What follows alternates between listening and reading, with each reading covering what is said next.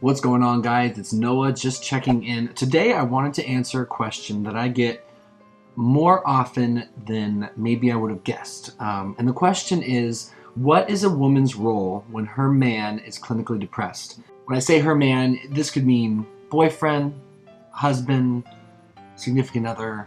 You decide what level of commitment you're in, but the point is, the bottom line is you love the hell out of your man, your guy, and you feel powerless and you don't know what to do about the fact that he's clinically depressed. I just read a more lengthy email recently from a woman whose husband, I believe, is a husband for her. He's struggling immensely with depression, anxiety, suicidal ideations, and he's giving up.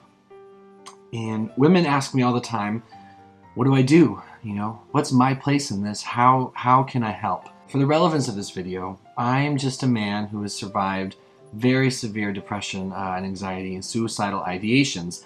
I am not a healthcare professional, I'm not a psychologist or a psychiatrist, so I'm just a person who's developed a certain sense of emotional intelligence, and I've certainly learned a lot about my condition over the couple years that I've been battling it. So let me get into it for you. Let me see what help I might be able to offer you.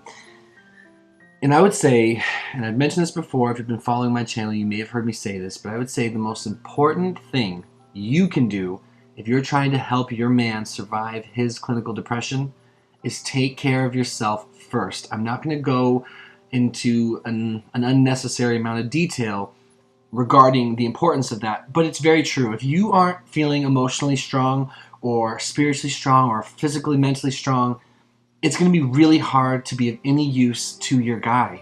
And so it's very important that you establish that early. If he's really depressed, and if it's more than just a passing blue mood, he's going to need you more than he realizes he needs you, and more than you likely understand yourself. It's an incredible burden that you're going to take on, especially for people that have committed their lives to their partner, such as married people, as opposed to just people that are earlier on in relationships. I am not saying you can't be full-blown in love and willing to do whatever. I just mean it's a different type of pressure when you are already married. So take care of yourself. Make sure your self-care is through the roof. Cut ties with anything else that is causing stress in your life. Control what you can and make sure you have a support system in check, because like I said, if you're not doing well, how can you possibly expect to be of any service or any use to your husband, to your man? You won't be. It's just that simple. My girlfriend, who's now my fiance, who I've been with for 5 years, she saw me through my clinical depression, and let me tell you, she could have used this video. There was no playbook for her. We didn't see it coming when I had my breakdown, and she suffered immensely trying to deal with my illness, trying to deal with how incredibly sick I was. So needless to say, she got burnt out, and that is what's going to happen to you as well if you don't have an incredible support system in place to begin with. The other thing that's really important to understand and accept is if your man, if your husband is clinically depressed, then he's no longer the man you once knew. You cannot hold him to the same standards that you once did. This can be on all levels. You cannot hold him to the same emotional standards, behavioral standards. You can't hold him to the same action standards, if that made sense. He's not going to do the things he once did. He's not going to process the way he once did. He's not going to act the way he once did. It's totally different, and you have to be able to separate the two, because it's going to become really easy for you to judge him and become upset with him when he doesn't act like the guy that you fell in love with. And you have to understand that if he is clinically depressed, that's beyond his control. And it's really hard to distinguish what someone is doing and what someone can't control, you know what I mean? Like when people misbehave, so to speak, or when couples have issues, sometimes it's very clear that one person has a character defect that is causing pain in the relationship. But when someone's clinically depressed, it's just beyond that. It's something bigger, and it's something that's really hard for a lot of women to understand, and men to understand about their partner when that happens. They tend to get upset, like, well, you're not trying, and you know, why can't you work harder at this? That was sort of reiterating the same thing. You're not treating me well. You have to reverse everything, the whole way of thinking about your person. I would say also, quick little tangent, get educated on what depression is and how it works. Literature, reach out to professionals, but learn. Anyway, the point is, in layman's term, if your husband or your boyfriend is clinically depressed, you need to become a caretaker and a voice of reason and a guardian, more so than a lover and a partner and a friend. I mean, you will be all those things, but you're probably going to feel so neglected by that person who's depressed that it'll be like no trace of it from what you remember, and it can really hurt, and it will really hurt. There's no way around the pain you're going to feel, and I'm so sorry if you're suffering.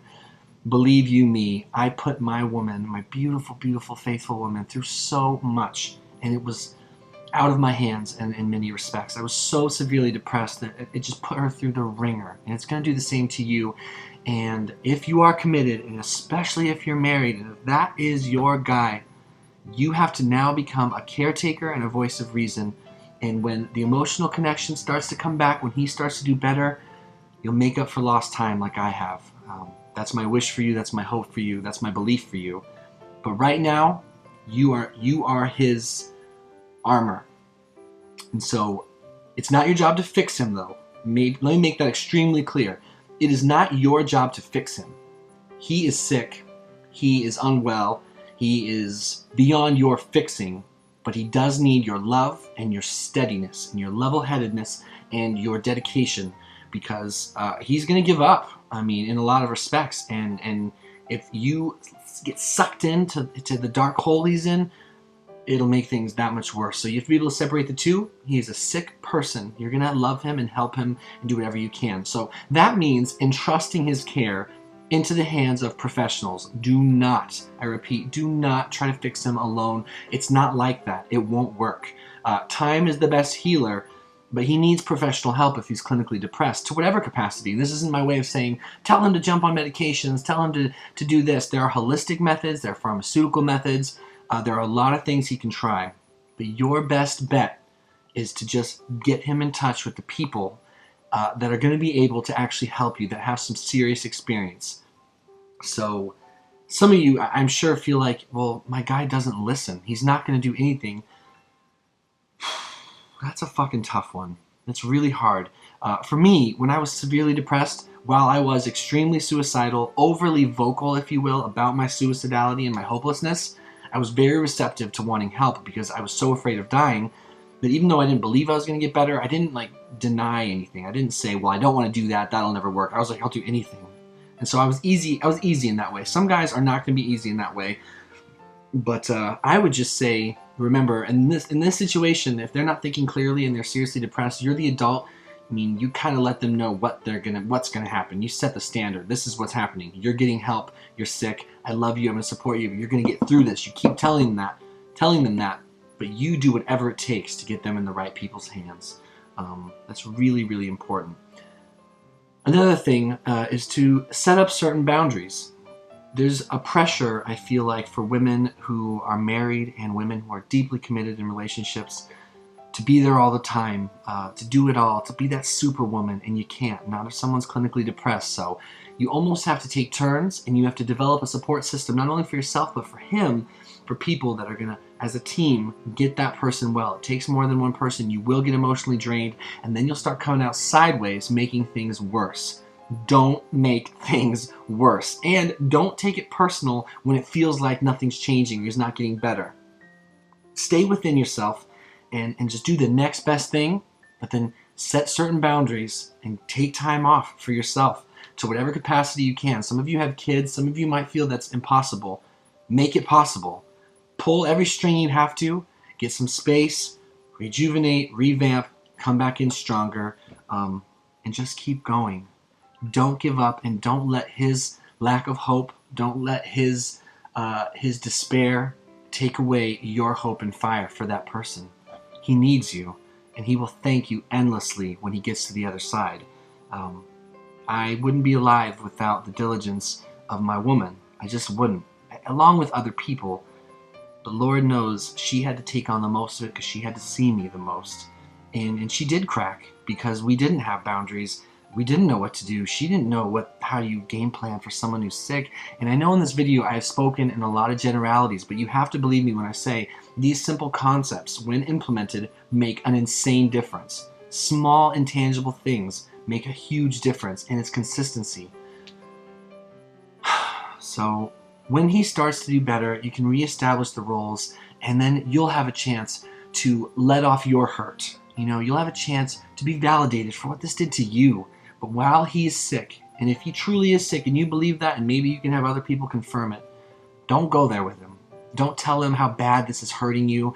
Don't tell him what he's doing to you and why he needs to change. Just love him, bite your tongue, vent to other people, be validated for your suffering because it's real, but just hold it together for him until he's strong enough to start supporting you emotionally again.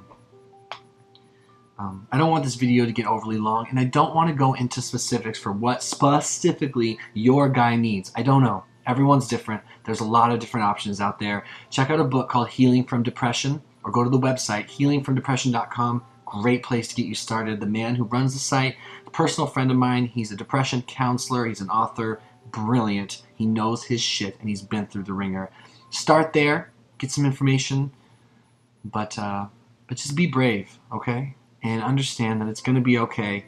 And if my girlfriend were awake, she's in bed, my fiance, she could tell you stories about the months and years it crept into that I was so depressed and so hopeless. And I was wrong about my plight. I was wrong about the outcome. But I would have never believed it before. And your guy very well may never believe it while he's in it. That's part of his sickness. So I don't want to ramble any longer. It's a long video for whoever needed this. I hope that was of use to you. Be brave. You can do this. You can get through this. Just try to implement, if you like, some of the suggestions I've just given you. They come from information and experience. And you will be in my thoughts and my prayers. Shoot me comments, leave me messages, let me know in other ways how I can be helpful.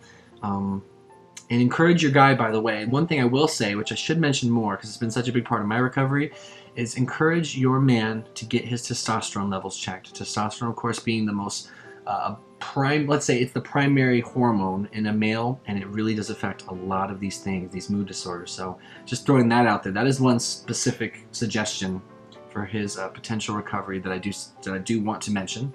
But otherwise, yeah, just do your best. Do your best and get support for yourself, as well as finding him a network. And damn it, do not give up. All right, take care, guys.